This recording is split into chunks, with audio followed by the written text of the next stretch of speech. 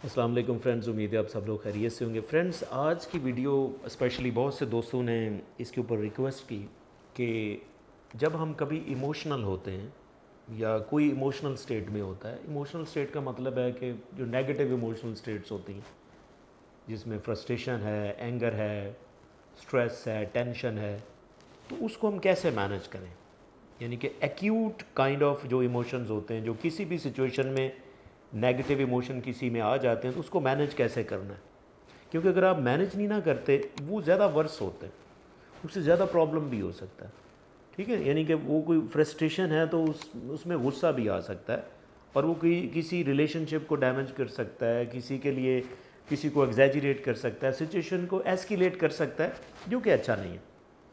तो इस तरह की सिचुएशन में किसी के इमोशंस को मैनेज कैसे किया जा सकता है, उसके लिए मैं आपको एक छोटी सी इनडायरेक्ट साइकोलॉजी की टेक्निक आपसे शेयर करने जा रहा हूँ, जिसको हम इमोशनल लेबलिंग कहते हैं। इमोशनल लेबलिंग कि इस सिचुएशन में अगर कोई बंदा या बंदी जिसकी इमोशंस रेगुलेट नहीं है, वो एग्जैजरेटेड फील कर रहा है, कोई भी इमोशन हो सकता है, वो टेंस हो सकता है, गुस्से में हो सकता है, स्ट्रेस में हो सकता है, ज़हनी दबाव में हो सकता है, एंग्जाइटी में हो सकता है, एंग्शियस हो, तो कोई भी नेगेटिव इमोशन अगर वो शो कर रहा है ना, तो उसको आपने एक इमोशन लेबल कर देना। जिस तरह का भी वो नेगेटिव इमोशन लेके फिर रहा है, आपने कहना है कि आप ऐसे लग रहे हो। फ़र्ज़ करें, मैं आपको एक मिसाल देता हूँ कि फ़र्ज़ करें एक हस्बैंड जब अपने घर में आता तो उसकी बीवी जो है ना, उसको उसको जब वो घर में आता है तो वो थोड़ा सा एक एग्रेशन में होता है, वो स्नैप करना चाह, छोटी छोटी बातों में गुस्सा कर रहा है। तो समटाइम ये होता है कि ख़वातीन अक्सर ये कहती हैं कि आप जब भी ऐसे बाहर से आती हो तो आप ऐसे गुस्सा करने लग जाते हो। अब इससे क्या होगा कि ये ज़्यादा रिएक्शन फील करेगा, ये ज़्यादा एग्जैजरेटेड हो जाएगा, सिचुएशन जो है वो एस्केलेट होगी, दोनों में और ज़रा प्रॉब्लम होगा।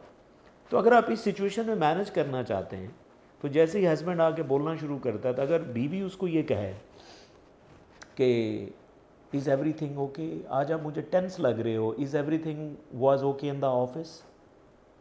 अब उससे क्या होता है, उससे उसका एक जो डिसीजन मेकिंग वाला ब्रेन एरिया वो एक्टिव होता है, वो सोचने लग जाता है अच्छा क्या हुआ था।